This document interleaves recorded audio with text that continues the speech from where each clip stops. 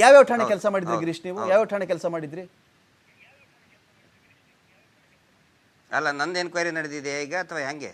ಅಲ್ಲಲ್ಲ, ಎನ್ಕ್ವೈರಿ ನಾನು ಒಂದು ಪೊಲೀಸ್ ಡಿಪಾರ್ಟ್ಮೆಂಟ್ನ ವರ್ಕ್ ಬಗ್ಗೆ ನಾನು ತಿಳ್ಕೊಳ್ಬೇಕಾಗಿದೆ, ಜನಕ್ಕೆ ತಿಳಿಸ್ಬೇಕಾಗಿದೆ, ಅದಕ್ಕೆ ಹೇಳ್ತಾ ಇದ್ದೀನಿ ನಾನು. ತಾವು ಯಾವ ಠಾಣೆಯಲ್ಲಿ ಕೆಲಸ ಮಾಡಿದ್ರಿ?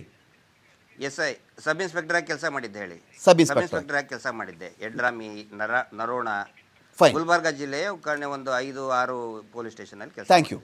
ಅಷ್ಟು ಠಾಣೆಗಳಲ್ಲಿ ಸಂಬಂಧಪಟ್ಟಂತೆ ಗಿರೀಶ್ ಮಟ್ಟಣ್ಣವರು ಎನ್ಶೋರ್ ಮಾಡ್ತಾರಾ? ಬಿ ರಿಪೋರ್ಟ್ ಆಗೇ ಇಲ್ಲ ಈ ಠಾಣೆಯಲ್ಲಿ ಯಾವ ಕೇಸ್ಗಳು, ಸಿ ರಿಪೋರ್ಟ್ ಆಗೇ ಇಲ್ಲ, ಎನ್ಶೋರ್ ಮಾಡ್ತೀರಾ ನೀವು? ಒಂದೇ ಒಂದು ಕೇಸ್ ಕೂಡ ಈ ಠಾಣೆಯಲ್ಲಿ ಬಿ ರಿಪೋರ್ಟ್ ಆಗಿಲ್ಲ, ಸಿ ರಿಪೋರ್ಟ್ ಆಗಿಲ್ಲ ಅಂಥೇಳಿ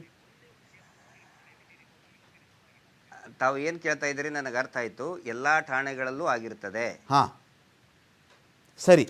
ಅದಕ್ಕೆ ನಿಮ್ಮ ಠಾಣೆಗಳಿಗೆ ಸಂಬಂಧಪಟ್ಟಂತ ಗಿರೀಶ್ ಆದರೆ ಬಟ್ ಪ್ಲೀಸ್ ನೋಡಿ ಸರ್, ರಮಾಕಾಂತ್ ಜಿ ದಯವಿಟ್ಟು ನೀವು ಒಂದು ಪ್ರಶ್ನೆ ಕೇಳಿದರೆ ನನಗೆ ಪೂರ್ತಿ ಉತ್ತರ ಕೊಡಕ್ಕೆ ಬಿಡಿ. ಮಾತಾಡಿ. ಹಾಂ,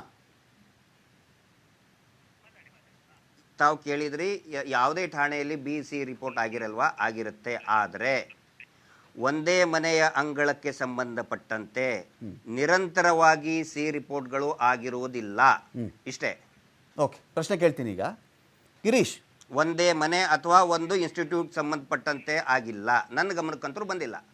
ನಿಮ್ಮ ಗಮನಕ್ಕೆ ಬರದೇ ಇರ್ಬೋದು, ಇರಲಿ, ಇಟ್ಕೊಳ್ಳೋಣ, ಆಯಿತು. ನಿಮ್ಮ ಆನ್ಸರ್ನ ಅಕ್ಸೆಪ್ಟ್ ಮಾಡ್ಕೋತೀನಿ ನಾನು. ನನ್ನ ಪಾಯಿಂಟ್ ಏನಿದೆ ಅಂತ ಹೇಳಿದ್ರೆ, ಯಾವುದೋ ಜಿಲ್ಲೆಯಲ್ಲಿ, ಅನೇಕ ಜಿಲ್ಲೆಗಳಲ್ಲಿ ರಾಜ್ಯ ಪ್ರಸಿದ್ಧವಾಗಿರತಕ್ಕಂಥ, ದೇಶ ಪ್ರಸಿದ್ಧವಾಗಿರತಕ್ಕಂಥ ದೇವಾಲಯಗಳು ನಮ್ಮ ದೇಶದಲ್ಲಿವೆ. ಒಂದು ಅತ್ಯಾಚಾರ ಮುಕ್ತ ಜಿಲ್ಲೆ, ಕೊಲೆ ಮುಕ್ತ ಜಿಲ್ಲೆ, ಅಪಹರಣ ಮುಕ್ತ ಜಿಲ್ಲೆ ಅಂಥೇಳಿ ಯಾವುದಾದ್ರು ಜಿಲ್ಲೆಯನ್ನು ನಮ್ಮ ಕರ್ನಾಟಕವಾಗಲಿ ಭಾರತವಾಗಲಿ ಅನೌನ್ಸ್ ಮಾಡಿದ್ಯಾ? ನನಗಿರೋ ನಾಲೆಡ್ಜ್ ಪ್ರಕಾರ ಇಲ್ಲ.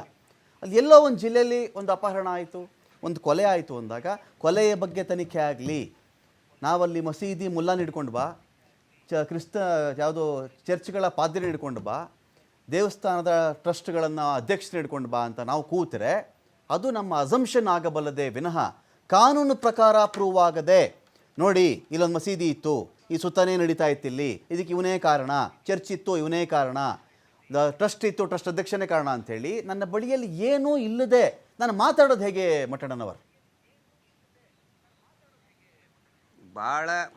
It is a very wrong assumption. ನೀವು ಕಾನೂನು ಪ್ರಕಾರ ಅಂದರೆ ಆರೋಪಿತ ವ್ಯಕ್ತಿಯನ್ನ ಕಾನೂನಿನ ಸುಪರ್ದಿಯಲ್ಲಿ ಒಳಪಡಿಸಬೇಕಾಗತ್ತೆ. ಇಲ್ಲಿ ಇದುವರೆಗೂ ಕೂಡ ಒಳಪಡಿಸಕ್ಕೆ ತಯಾರಿಲ್ಲ ಯಾರು.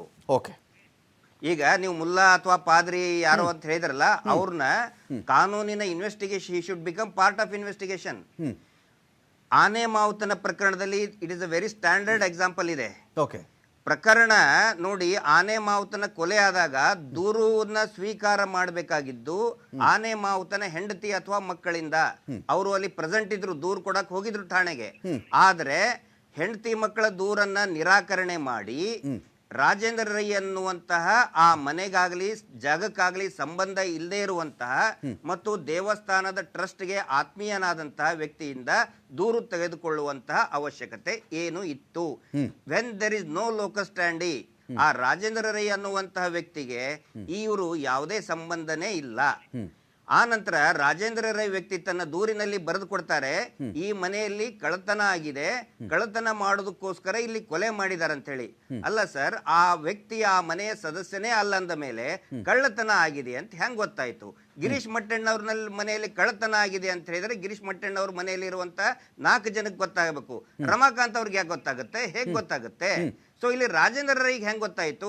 The person who is very close to that Dharmasthala trust, ದೇವಸ್ಥಾನದ ಟ್ರಸ್ಟ್ಗೆ ಆತ್ಮೀಯನಾಗದವನು, ಲೋಕಲ್ ಸ್ಟ್ಯಾಂಡಿನೇ ಇಲ್ಲ, ಅವ್ರ ಕಡೆ ಅಂತ ಯಾಕೆ ದೂರಿಸ್ಕೊಳ್ತಾರೆ?